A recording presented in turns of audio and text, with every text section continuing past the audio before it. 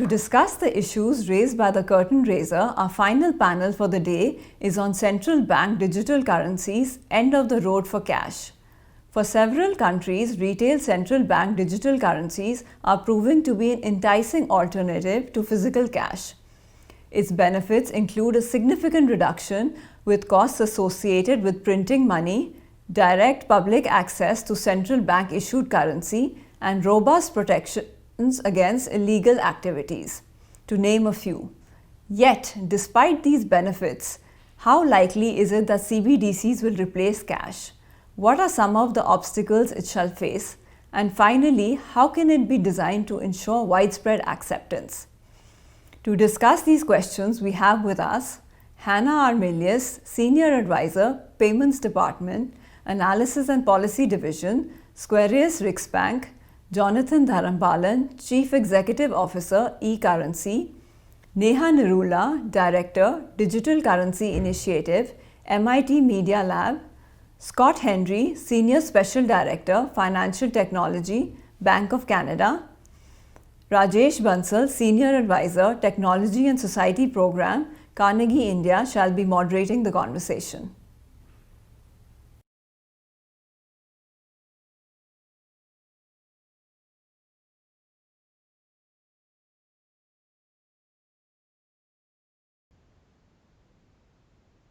A very warm welcome to everybody joining for this session in the Global Technology Summit. I'm Rajesh Bansal, Senior Advisor at Carnegie India, and I'll be moderating this panel today. And I'm seriously very excited as we have a very esteemed set of panelists here, two central bankers, one Hanna from Swedish Riksbank and Scott from Bank of Canada.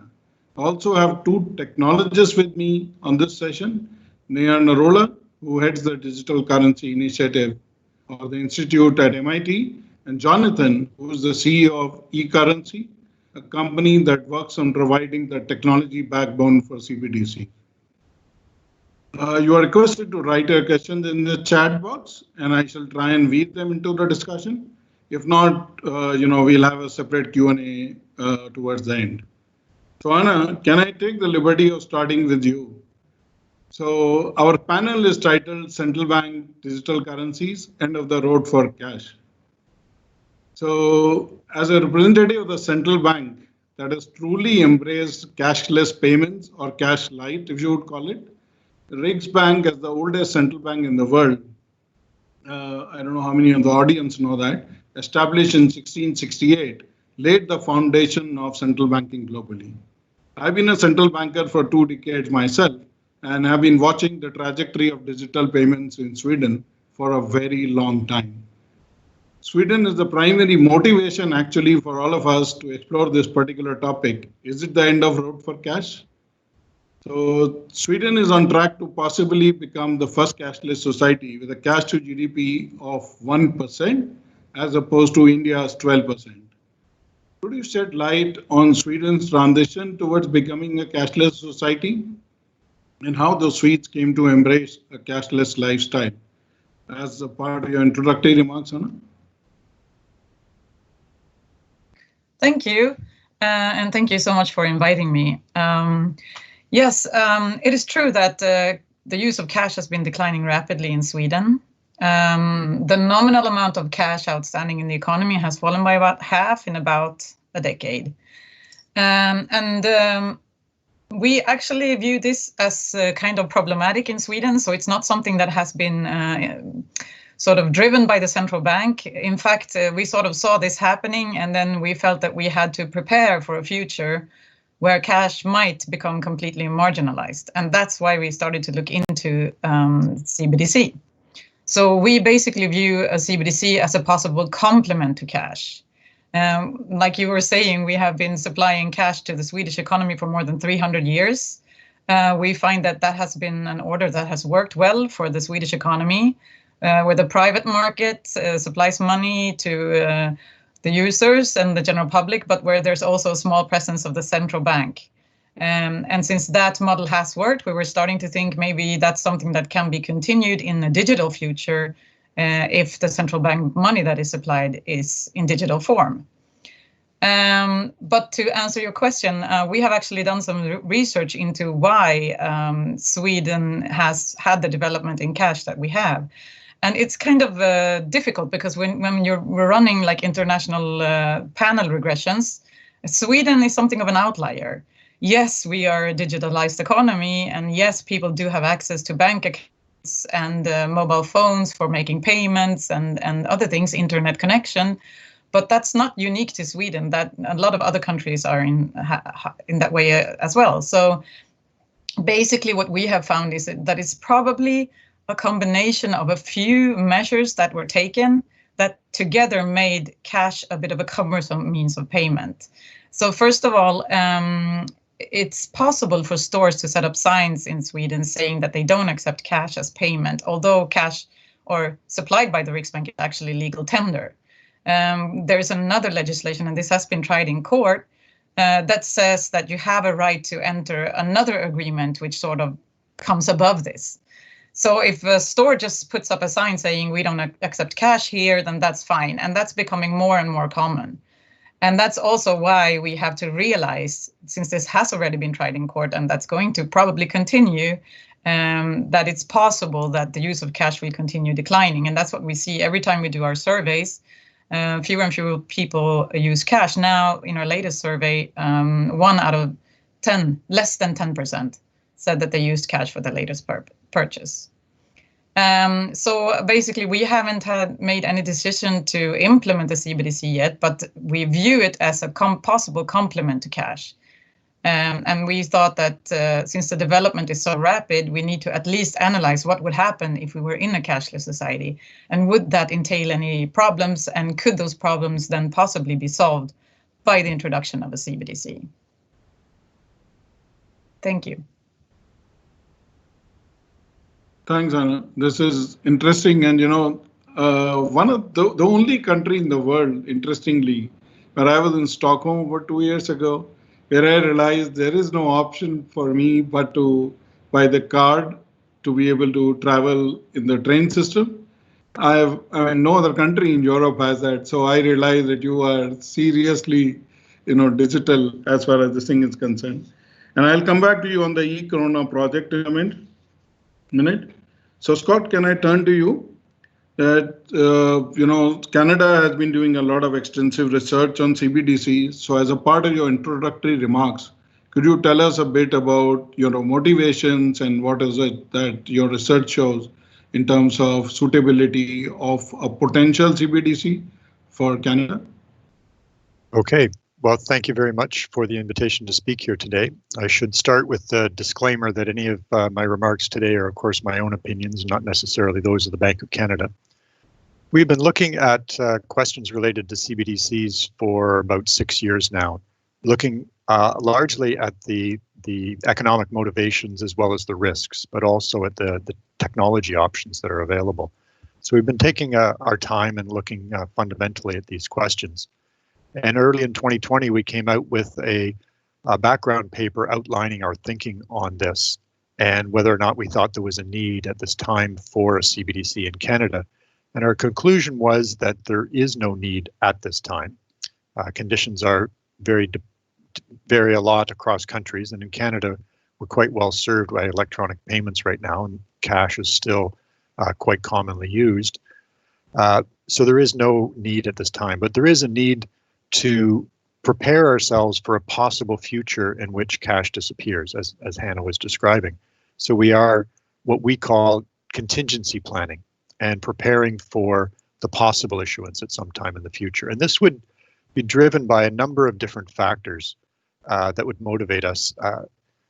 And maintaining access to the safety of central bank retail payment instruments is one of the main motivating factors. So everybody has access to cash now, and in a digital world, there's a strong argument, a public policy argument, for making sure that people also have access to the central bank payment instrument.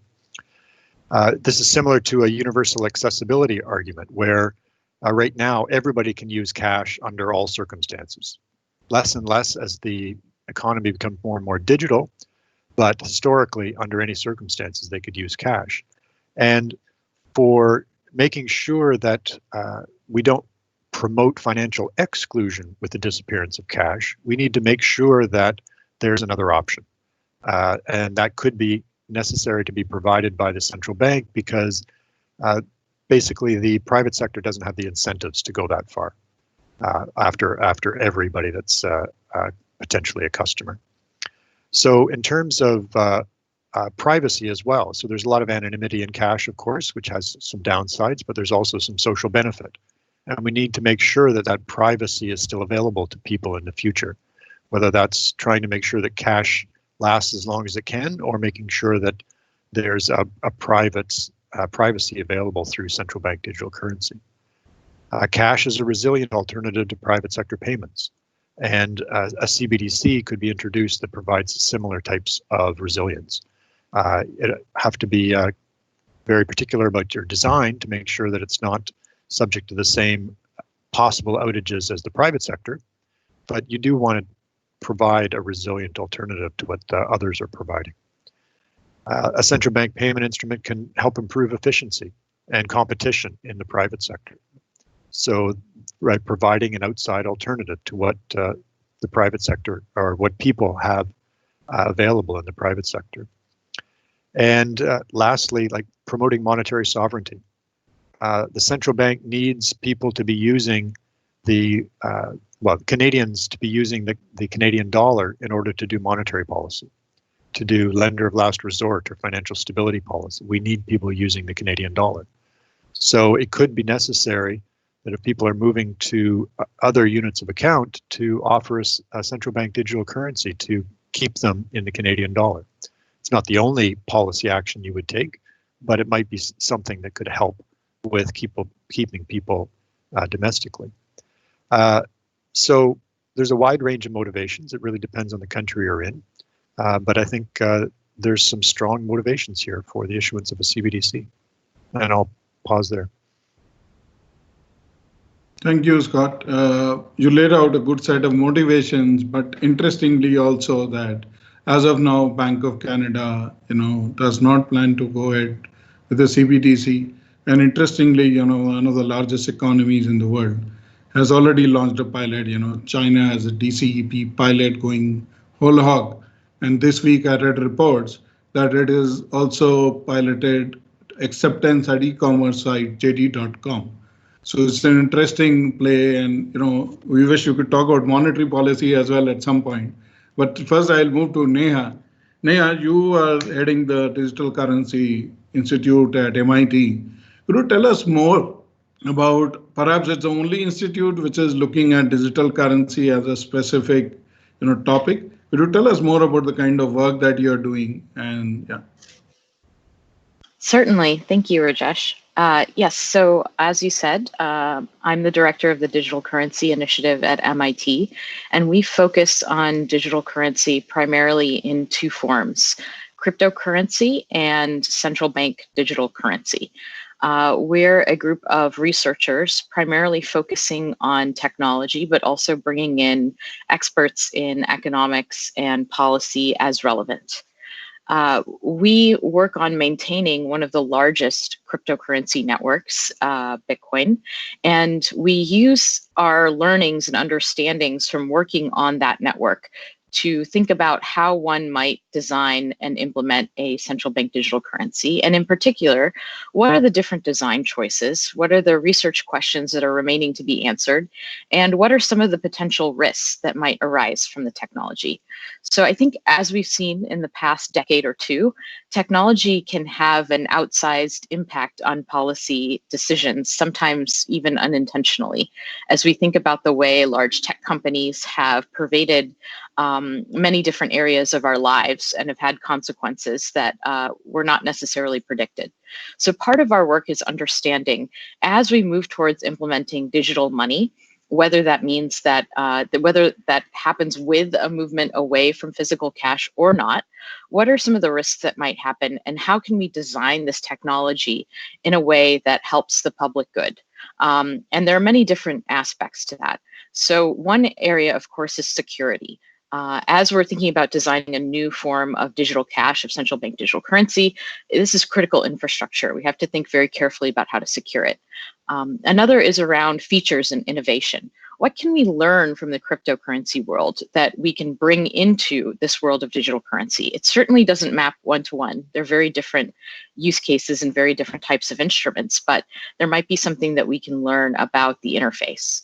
And another really important aspect is just understanding all of the different potential design choices around the architecture and how they can help facilitate things like privacy, for example, in cooperation with compliance, while at the same time understanding the effects that that might have on the system itself in terms of how many users can access it at the same time, what different types of things we can do.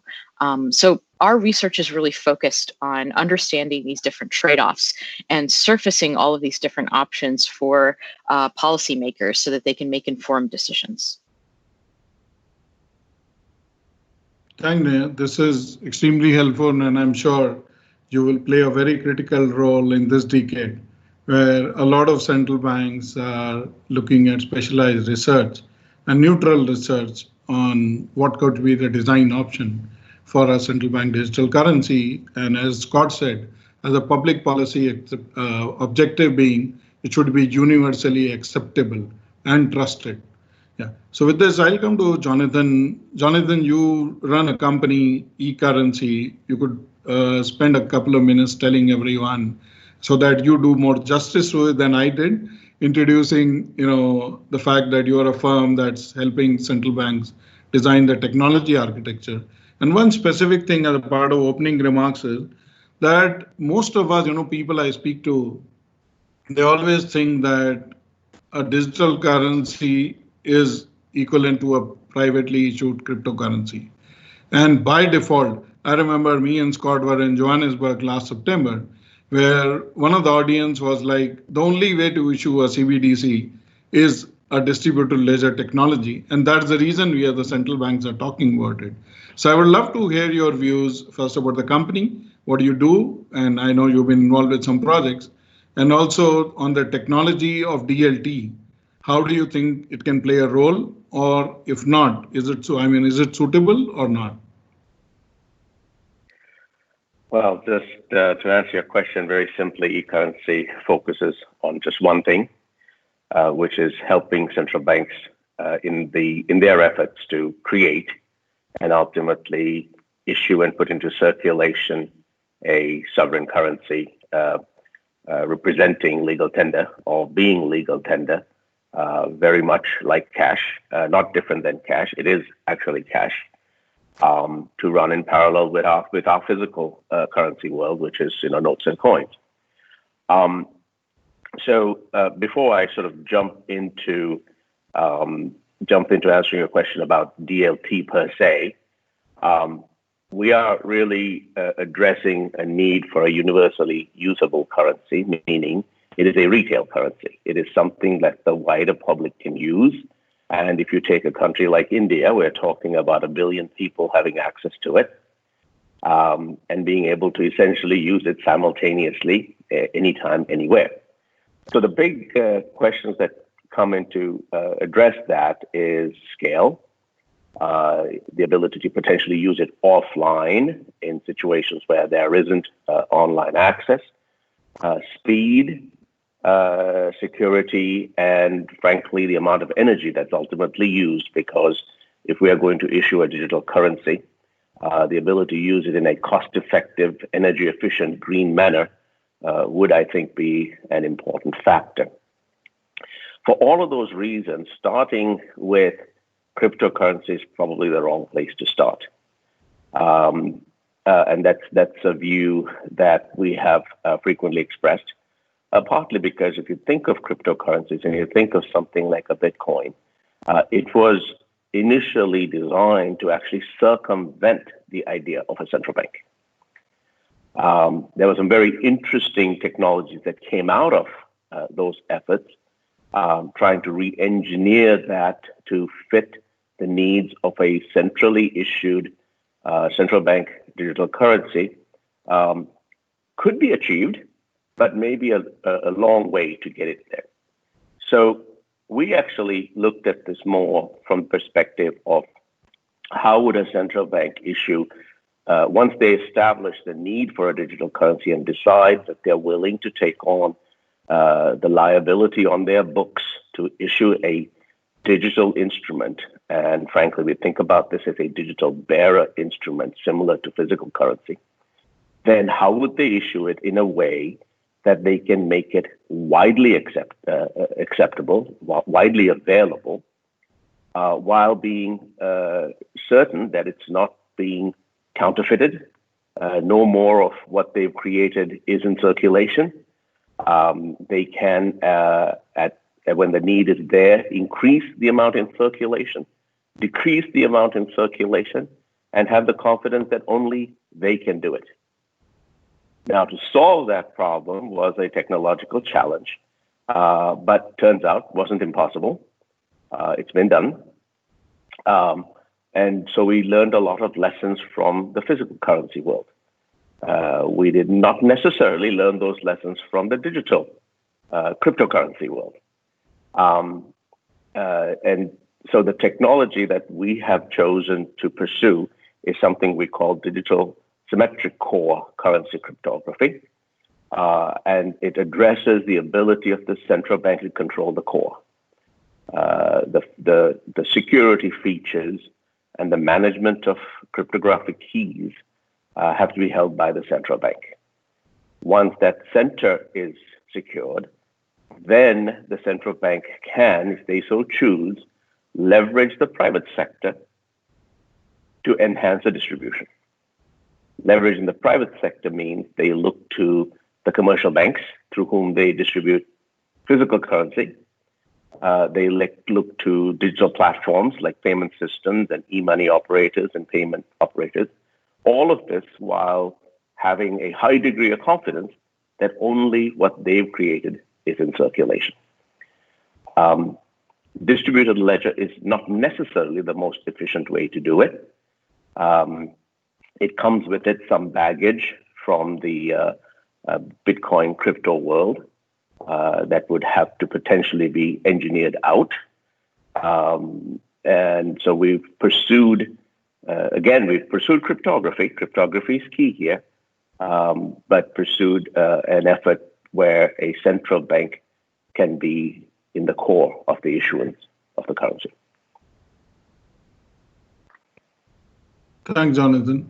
This is extremely helpful, and the central banks would be happy that there is a lot of learning from the physical currency world rather than from digital currency, because they have been doing this thankless job of currency circulation for a very long time now. So Neha, talking about technology, can I ask you, Jonathan said that there are, obviously, when you look at the design aspects of a CBDC, there could be some learnings of cryptocurrencies that, your research shows of 10 years of cryptocurrencies. How do you think we can use these learnings to design CBDCs that are secure and usable by everyone? Yeah, I think it's sort of time to go beyond this conversation of DLT versus not DLT. That's not the point. I think we all know here that central bank digital currency is issued by a central bank. It has a very different trust model than cryptocurrency. Certainly, it's a different purpose and a different type of asset. I think where we have something to learn is around the way that users interface with it and around the way that people integrate digital assets into their applications and in the private sector. Users have been holding cryptocurrency through digital wallets. So they have a piece of software that lives on their computer or their phone, or perhaps with a third party, and they use that to manage their digital assets. And they use that to manage their digital assets using cryptography. So if we think about whether or not we want to build central bank digital currency in such a way using cryptography, which is a bit different than the way we currently manage our digital assets, which is through banks, we have a lot to learn from that process about managing cryptographic keys, about thinking about potential currency loss and how to mitigate it. to think about how to manage that type of data securely. So I think these are the types of things that we can learn from the cryptocurrency world as we're thinking about central bank digital currency. And it's clear that there are very many different ways that one might implement central bank digital currency. And at this point in time, we're not advocating for a specific way. We are advocating that we research and understand all of these different ways, and we have the ability to compare and contrast them. In particular, it might make the most sense to implement a central bank digital currency on very traditional database architecture, not using anything from the cryptocurrency world at all. And I think that that's an avenue that deserves to be explored as well. So this is really about looking at many different architectures, many different types of implementations, and understanding ways of comparing them and measuring the security and the resilience of these different types of architectures. Thanks, Neha. Yeah, the fact that even traditional technology architectures which have been deployed by central banks and other payment companies for instant payments. We just had a panel in before hours on talking about UPI, Unified Payment Interface for India, which is processing 2.2 billion transactions a month. Obviously, the scale would be very different. And as Jonathan said, with a billion people, transacting, I don't know how many transactions a day, it's a different scale. But the architecture, the technology choices do matter, and what way the technology choices we make today will go a long way in ensuring trust and security. Scott, if I can come to you, the proposal of interoperability between different CBDCs is perhaps one of the most interesting aspects of CBDCs. And, what are your thoughts on that at this stage where no major central bank has gone in for a proper CBDC other than China's pilot? What does it make sense to focus on interoperability from the beginning? Or as Neha and Jonathan said, obviously there are a lot of technology choices which are available, and we could figure about interoperability later. What do you think as a public policy choice? That's a very challenging question. And it's challenging because there are many different aspects that need to be considered from the beginning. So it's really hard to figure out how to balance them all. There's many different balls that central banks are trying to juggle in terms of all of the different policy objectives they're trying to target. And one of the problems with cross-border payments is the lack of interoperability, of course, between existing systems. And we don't want to recreate that in a CBDC world. But at the same time, if a CBDC doesn't make sense domestically, it's not clear. Well, it would be a very different use case if it only made sense internationally. So those are two very different use cases. So I have to have a serious look at the domestic case first. But even within the domestic case, there are interoperability issues because you don't want the CBDC system to be isolated and a pure closed loop system from everything else. So you have to be able to move in and out of CBDC using cash. You want to be able to move in and out using your bank deposit or some other e-money provider. So there needs to be interoperability at different levels. And the international level is just one of those. So yes, we need to keep it in mind, but at the first stages, no, I don't think it needs to be the focus, because you need to get the system straight domestically while keeping in mind the international aspects, and then work in the international aspects after.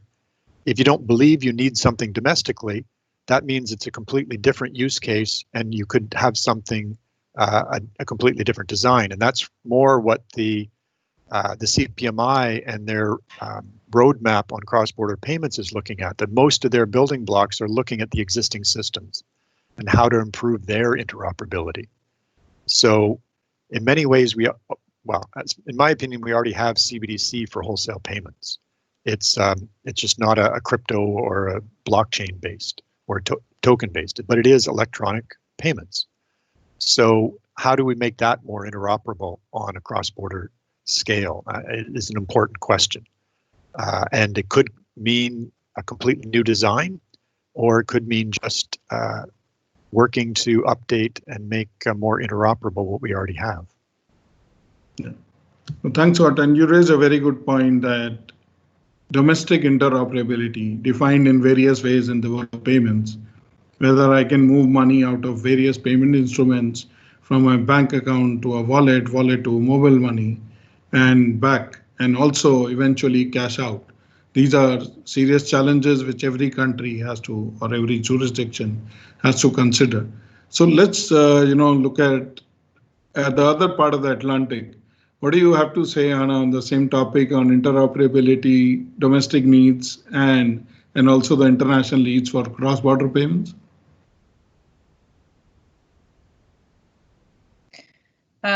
Yes, well, so those were a lot of questions. I basically agree with the previous speakers. I think that, I mean, you definitely need to have a CBDC that's exchangeable always one-to-one with other forms of the same currency that you have in your country, like in bank accounts or in cash.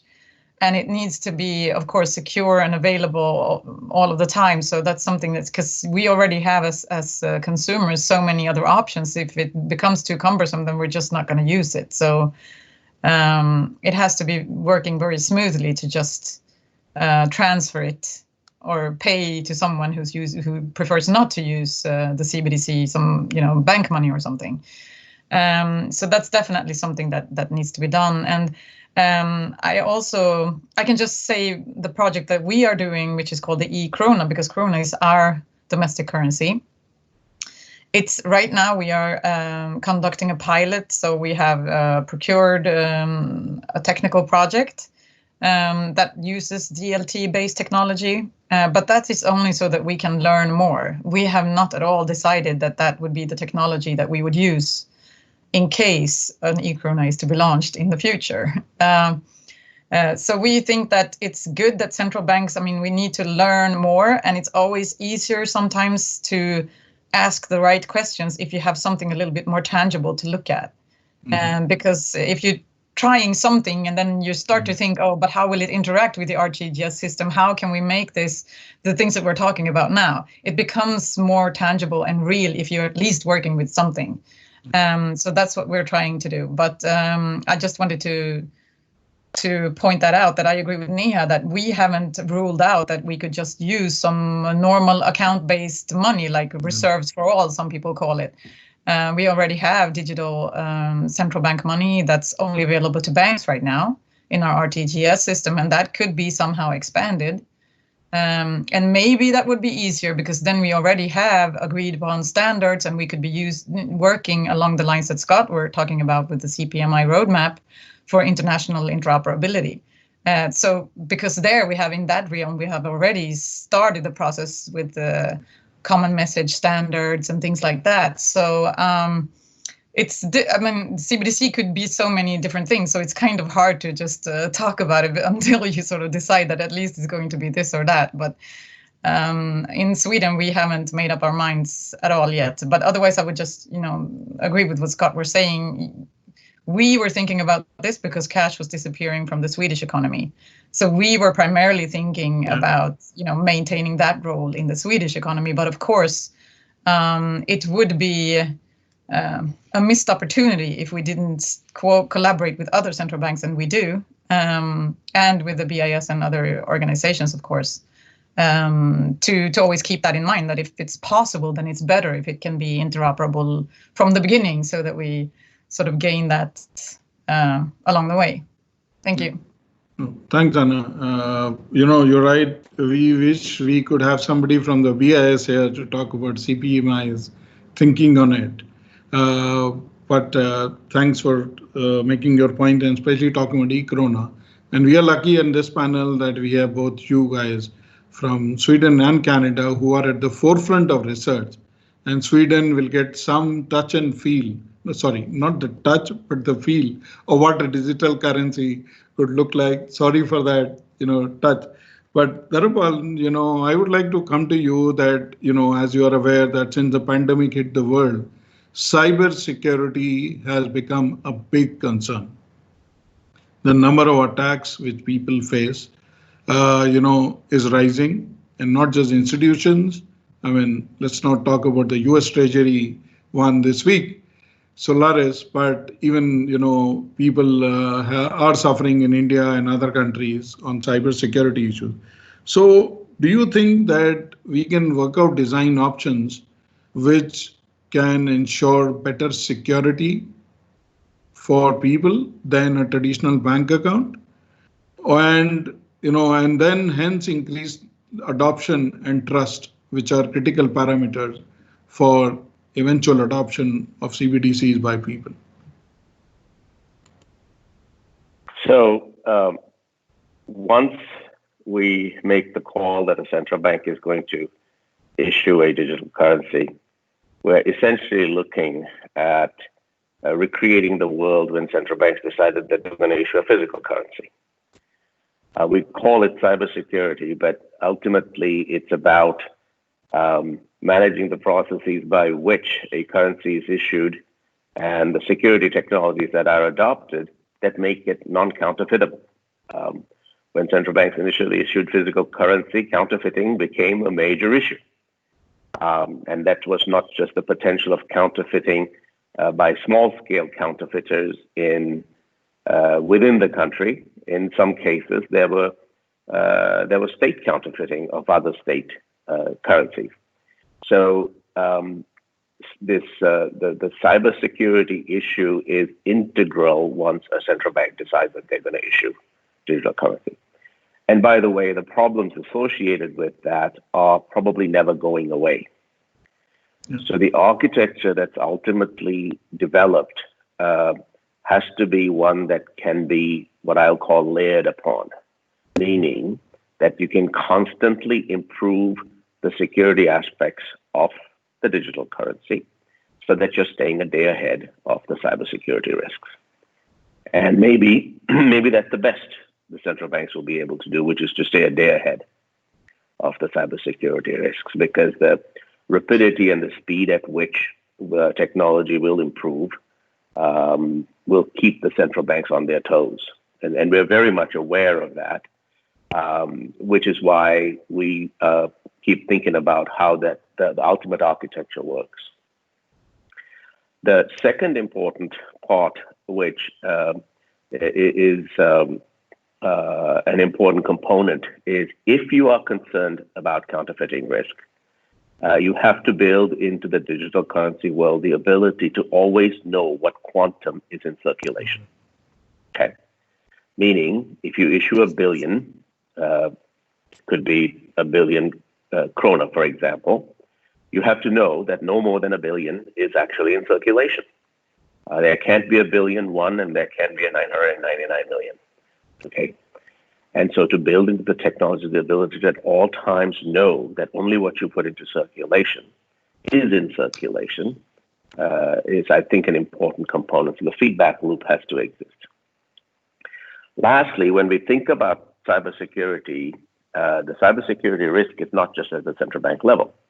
The cybersecurity risk ultimately propagates all the way to a handset that a consumer is using, to e-money operators who are playing some kind of an intermediate role in the distribution, to commercial banks that will be somewhere in the central bank digital currency cascade world.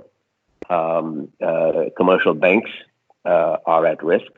And so solving this cybersecurity risk at all levels is going to be an integral and probably an ongoing problem. So, once a central bank decides to do this, they are in a constant chase to stay a day ahead of these risks. Thanks. You're so right that the only thing which goes through my mind is that the motivations for hackers, multiply by a factor of at least 100, if not more. If they know that there is a jackpot or a pot of money, programmable money, sitting somewhere which I can move easily, some electrons to be moved, it's obviously that much easier. So that's, I feel, one of the huge challenges that we will face. So I would put, one question to you, Jonathan, and I still have you online. and then move to Neha on the need for offline options of CBDCs, which is a concern for a country like India. For Scott, as well as I know, I have had a discussion with him to look at offline options. And yeah, Neha also. So Jonathan, could you start first, briefly tell us what could be the potential design options for offline for a country like India? So there are sort of lots of ways to think about offline, but what we're really talking about is the ability, at least when we think about offline, is the ability for the public to transact without some form of connectivity back to a data center or to a service provider. And if that's what you're addressing, that quickly takes us to a design option that says that an individual should be able to hold that bearer instrument somewhere other than in a service provider's digital wallet. Now, the technology to do that already exists. So we have our mobile phones. It is possible to build into a different form factor, like a security card, the ability to hold a digital instrument or a digital object. But it has to be a digital object, meaning it has to be a digital bearer instrument. It cannot rely on somebody else's ledger to enable a transaction. The ability for that digital object to be subdivided and for it to now be moved from my device to your device is also eminently possible. But I want to come back to the point that it has to exist as a digital object, which means it has to be created as a digital object. And that takes us back to our beloved central bankers, who have to create it in such a way that ultimately I can hold it offline and transact it offline. There are some technical challenges. Technical challenges are that the trusted execution environments that could potentially hold that object are still quite proprietary, meaning the device manufacturers don't allow others to go in and out of those environments. So this is where the public-private partnership comes in. Device manufacturers have to allow central banks to put their currency instrument and the security that goes with it onto their machines. Technically, eminently doable. Whether or not that partnership will flourish, I'd say we'll have to wait and see. Once we're able to do that, a completely offline transaction and a completely secure offline transaction is eminently possible. Okay. Well, thanks. But, having worked in a number of countries in Africa and working in the field of payments in India for over 20 years, it always puzzles me that India is also trying offline payments for a decade now, that despite all the connectivity improvements, we still have very patchy, data connectivity and including 2G connectivity. So I would, Neha, you've been researching a lot on these issues. What do you think, what are your first reactions to an offline CBDC? Yeah, I think for some countries, offline is going to be critical. It's going to be a requirement for their CBDC, especially retail and CBDCs that are intended to mimic some of the properties of cash. The challenge there, I think, certainly a lot of what Jonathan has already said. What I will add to that is that I think that there is actually a tremendous amount to learn from the cryptocurrency world, which has already had some interaction with secure hardware in building hardware wallets for cryptocurrencies. And it's been really interesting to see what we've learned there, how those hardware wallets have sometimes been hacked, for example, and also to learn about what types of cryptographic operations we might want to have on a hardware wallet and how economic it is to build those types of wallets at scale. So we have some interesting real world information based on that. And I'll also add that, as I look at different potential designs for a CBDC, and as we consider different types of architectures, certainly the desire for secure offline use is the feature that most indicates to me that we do want to consider cryptographic platforms, that this will actually be very important.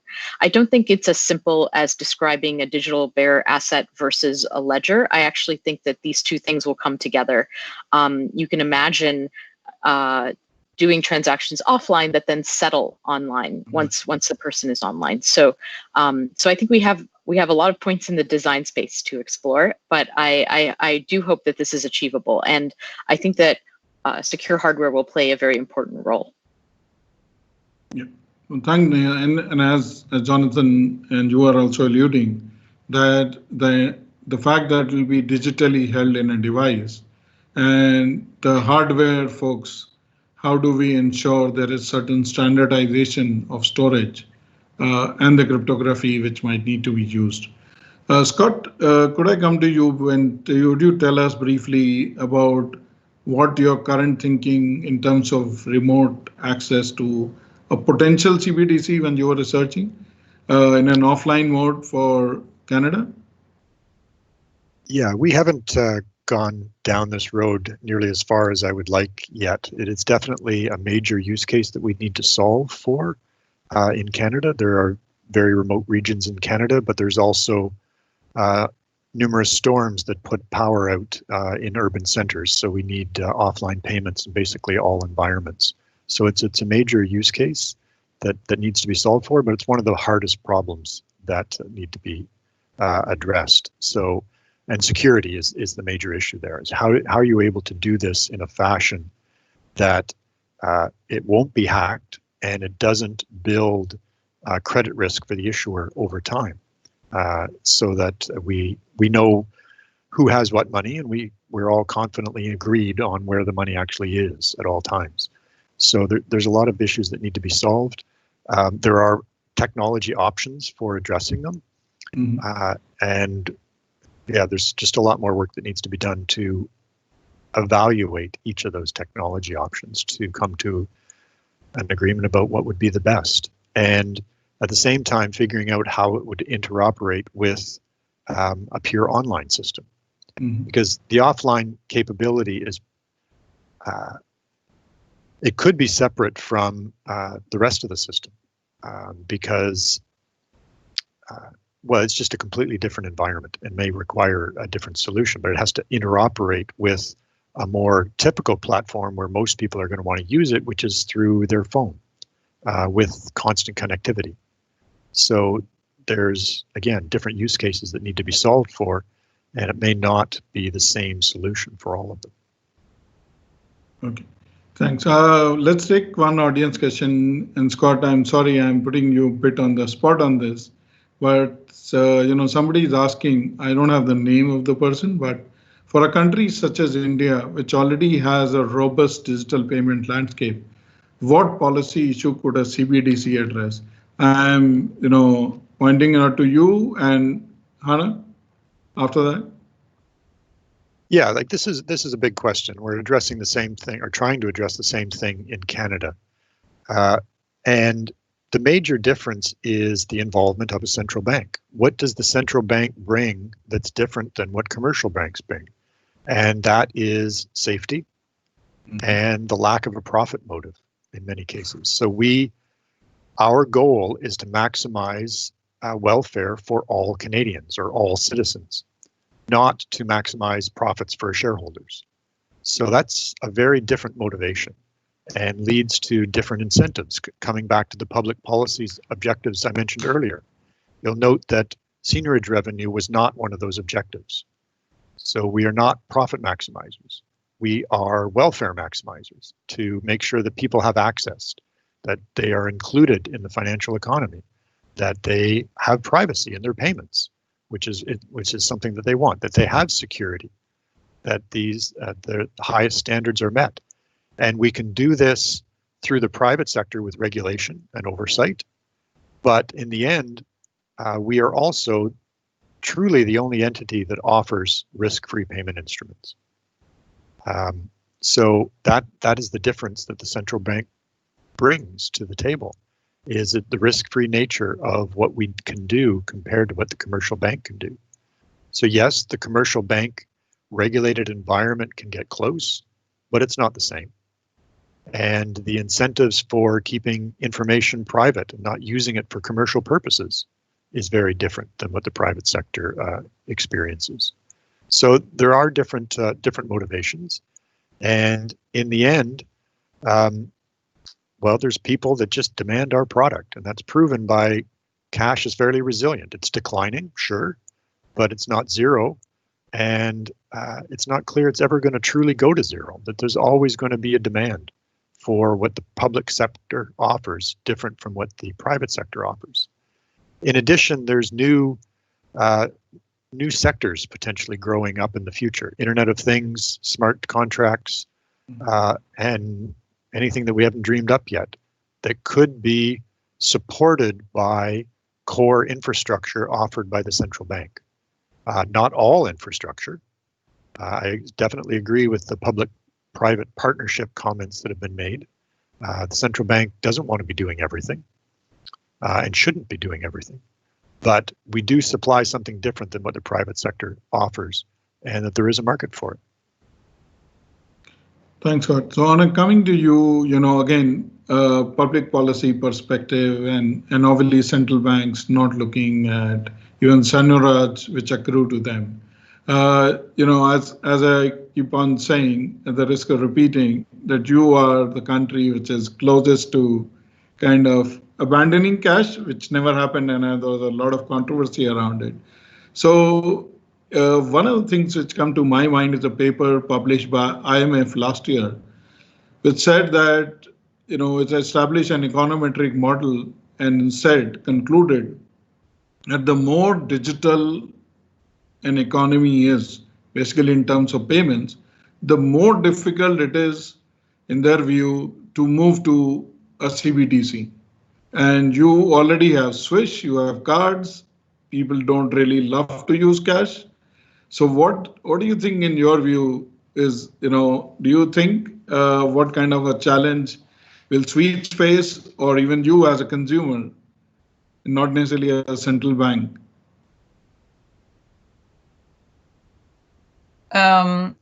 I mean, I can just say that I agree with Scott and everything that he said, that like I was saying initially, that we believe that the model that we have had in Sweden for hundreds of years, where the central bank money has been there, we've had a small presence in the market, has worked really well. And that's also the model that is around all the other countries all over the world. So for Sweden to enter like a cashless society, then we would be the ones experimenting with the future. So it's a little bit also of a security measure, that what if we just continue this model into the future? Maybe that's the best option. But we have sent in a petition to the parliament because we believe that this is actually a political issue. It's not something for the central bank to decide alone. It has to be decided, together with other market participants and in the end, I mean, the citizens of the country, of course. But I can just to complement a little bit what Scott was saying and to the discussion that you were having before, when cash becomes very little used, there are other problems that arise, like cash is not a really good backup option in Sweden where people don't have cash in the wallet. You also need an internet connection and electricity to get money out of the ATM machine, because you need to make a connection to make sure that there's money in that account. So it only works, you think, oh, but there's cash, that's a good backup option. Yes, if people use it, but if it falls out of usage, then it's not really, it's also dependent on electricity and internet connectivity. And we have seen during the pandemic that people are reluctant to using cash.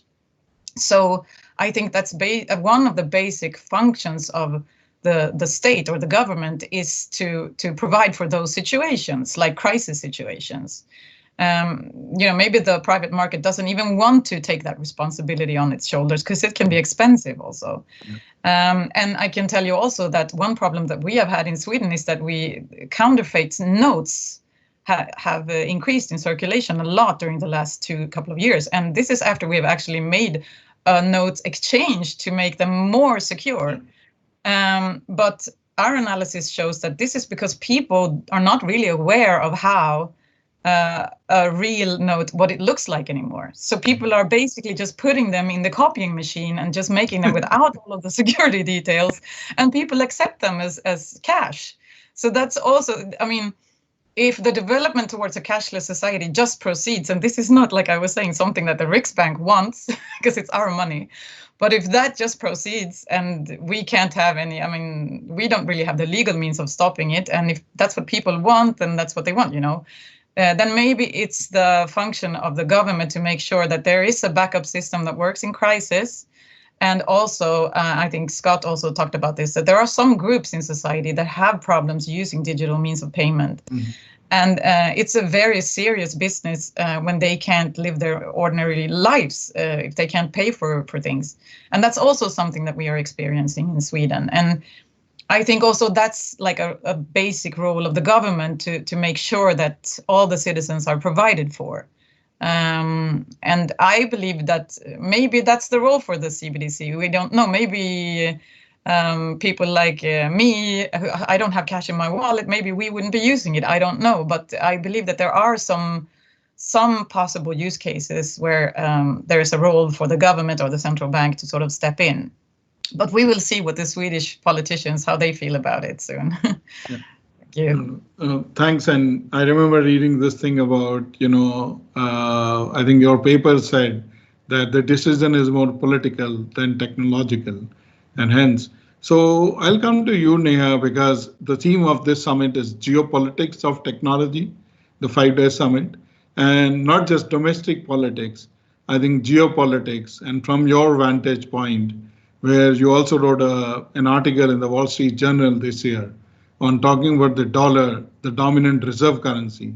What are your thoughts on what could potentially happen? I have been reading that ever since the DCP of China was announced, the Fed as well as the European Central Bank are now talking about discussing what should they be doing. So, but I would like to know more from you and how that can actually change the entire or preserve the status of the dollar as a reserve currency. Sure. Before I get into that, I just want to say I really love that that's happening in Sweden, that people use cash so little they don't even know what real cash should look like. That's very interesting.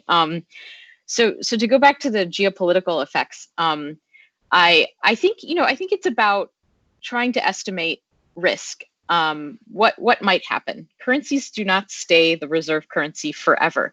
One day the dollar will not be the reserve currency, and it's a question of what might cause that to come about and how quickly that might come about. I don't think that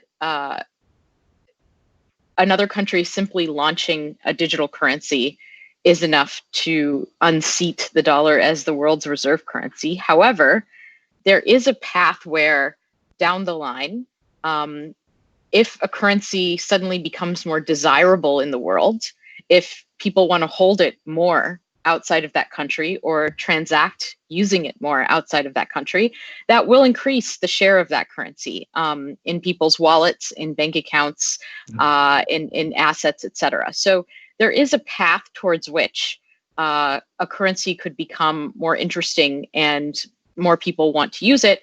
And the fact that it's digital, and maybe if it interoperates and it's easy to hold and it's useful, that could be a path forward towards that. Currencies, to some extent, compete. I think that what we've seen with technology is that the world has become so very global, and many countries are trying to figure out how to handle large technology actors that have more users than any single country in the world, and their users are spread across the world. And this is not just in the currency realm. This is happening with information, with democracy, with news, in so many different areas. And currency and payments are sort of just the next step in that evolution of something that's already happening.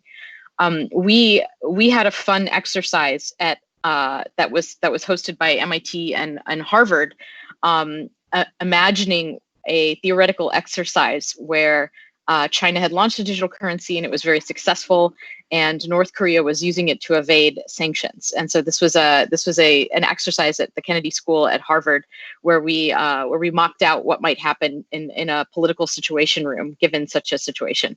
And it was very fun. It was very interesting. I don't think we're in any danger of that happening anytime soon. There's so many different factors that go into what makes a currency desirable and interesting, but it is a risk that needs to be considered for the long term.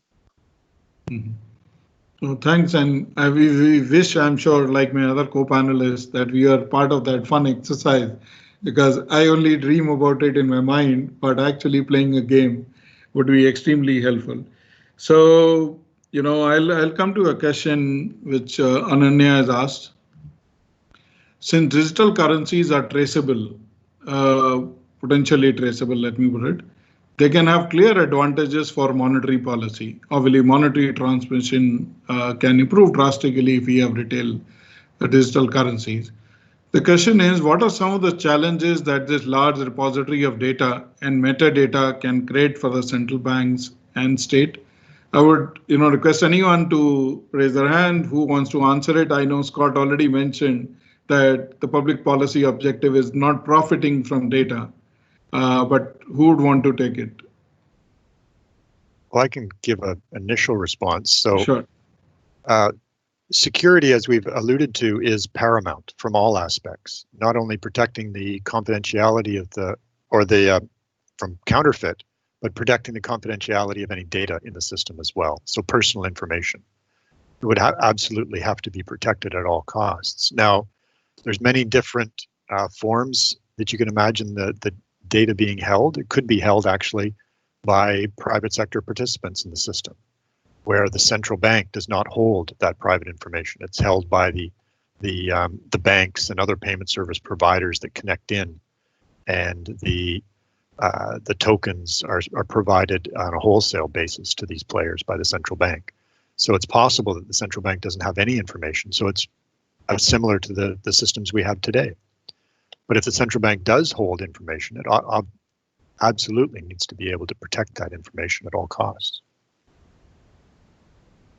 And potential of monetizing that, I don't know, anybody wants to talk about it? I'm sure that's not a public policy objective, because not data, by the central bank. Not by the central bank, sure. Because for any other private entity, that would be some data to be used for offering various services, yeah. But at the same time, we have to figure out why the private sector would want to be involved. Are they going to earn revenue off of fees on transactions? Mm-hmm. Or are they going to be able to monetize the data of their customers? Mm-hmm. So as long as that's apparent to the end user and they know what's going to happen when they sign up to a particular provider, that's fine. That's the user awareness, user choice. So you could have some providers saying that they will use their data, and some providers saying they won't. And users can select appropriately according to what they want. Yeah.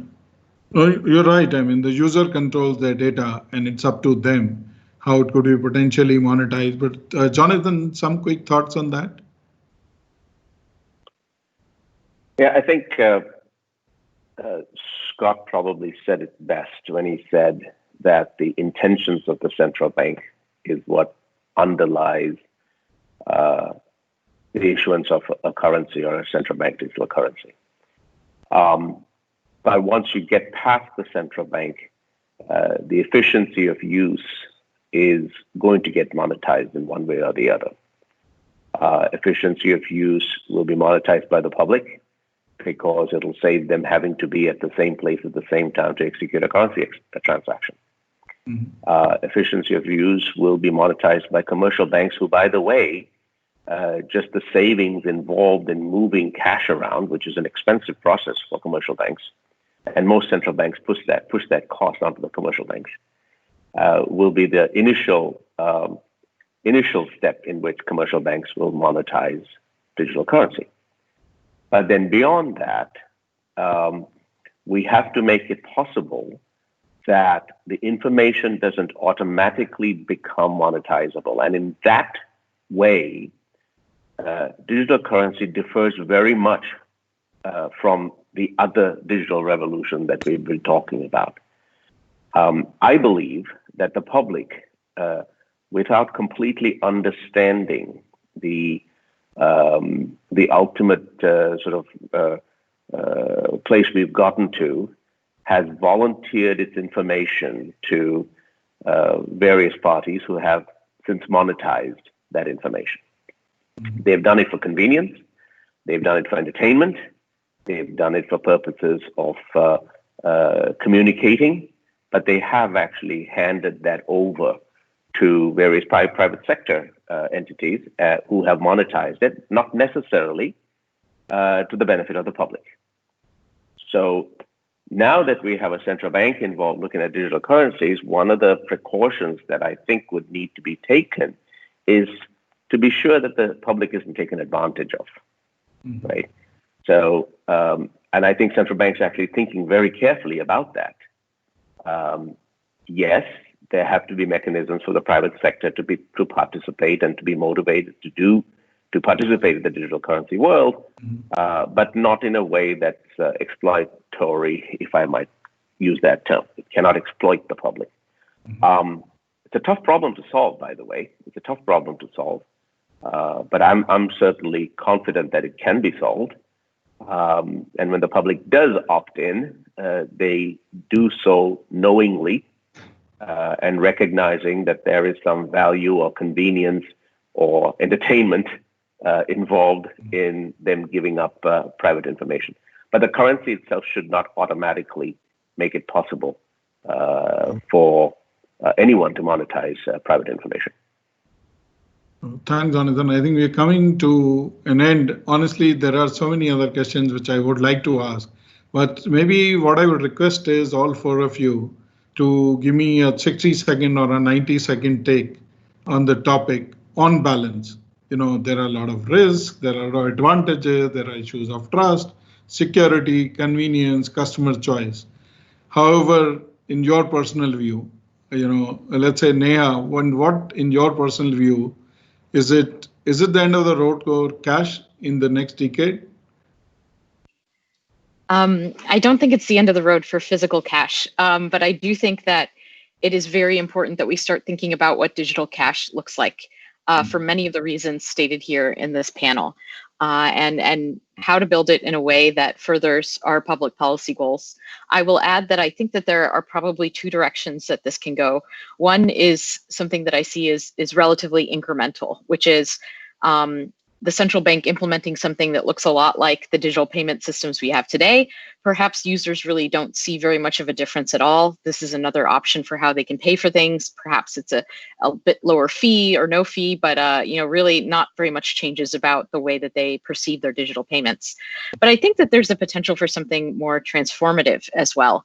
And that is something that is still in very early stages, but that is really building an interoperable protocol for money, and something that different central banks can sort of plug into, and that can enable us to build all sorts of different kinds of really interesting applications on top of money. And that's what we're pursuing in our research agenda at MIT. So I think it's going to be very interesting to see how things turn out in the future, whether it's this incremental way, which would still be really important, very important, no small feat, or this transformational way. Okay. No, that's an interesting take on, you're working on some of the international standards and interoperability, which is something which I started the discussion with, but it would be good to, keep track and know the outcomes of that. Scott, can I come to you? And then I'll go to Jonathan and Hanna for closing remarks on the end of the road. Yeah, I would echo a lot of Neha's comments that I don't believe cash is going to disappear. I think it's going to take a lot longer than a decade. And for that reason, the Bank of Canada and other central banks are investing in making the current system as efficient as possible to make sure it will last as long as possible. There's good motivations for cash being used, and we want to make sure that that's available to people as long as possible. Mm-hmm. On the rest of the issues, I think the really hard part to imagine is this new economy part or new usage. That's just the brand new stuff. And by definition, because it's so new, it's hard to imagine what the central bank role is. It's pretty easy to take lessons from the cash environment and talk about making sure that those public policy motivations are carried over into the digital space, mimicking cash. It's much harder to have a true vision of what the economy is going to look like from a digital perspective in 50 years and prepare for that now. That's our responsibility, but that's the really hard part. There's a lot of hype out there and people say various things with very minimal support, but lots of belief. And we need to figure out what's needed and what's going to happen, as opposed to just belief and smoke and mirrors. Thank you. Thank you, Scott. And as you rightly said, the central bank has to now prepare for the future of central banking, including money, and that's going to be pretty challenging. Jonathan? So you asked the question, is this the end of the road for cash? I actually think this is the beginning of the road for cash, except it's now a different form. It's digital cash. Mm-hmm.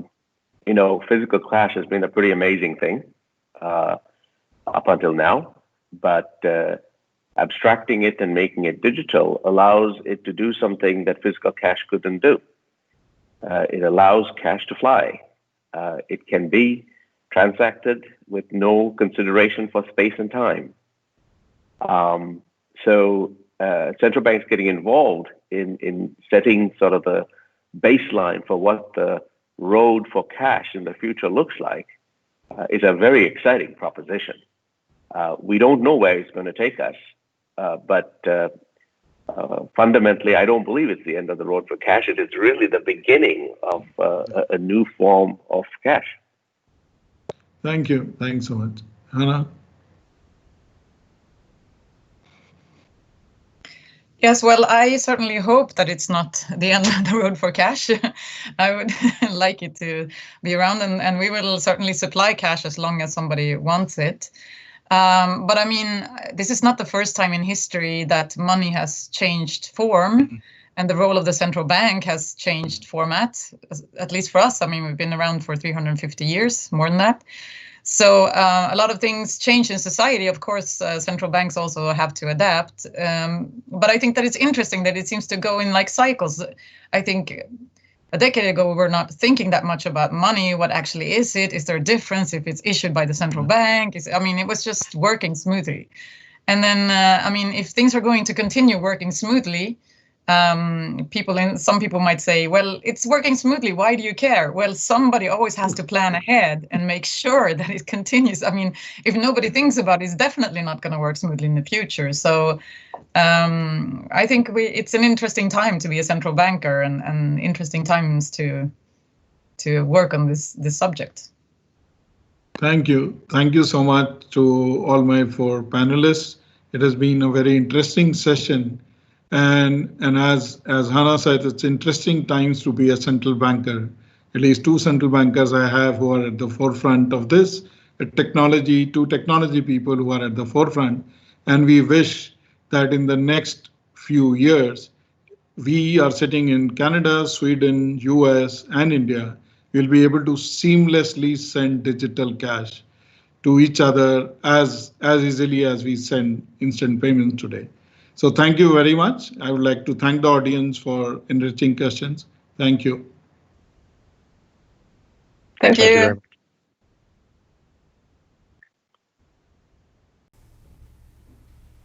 Thank you to all the participants for your insights.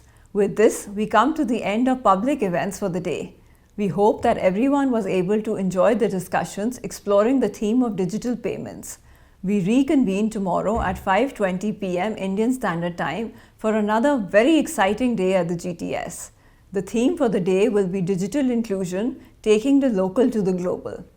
We have a host of fantastic speakers such as Satya Nadella, Penny Pritzker, Amitabh Kant, Nivruti Rai, and many more. Do join us again, and thank you for being with us.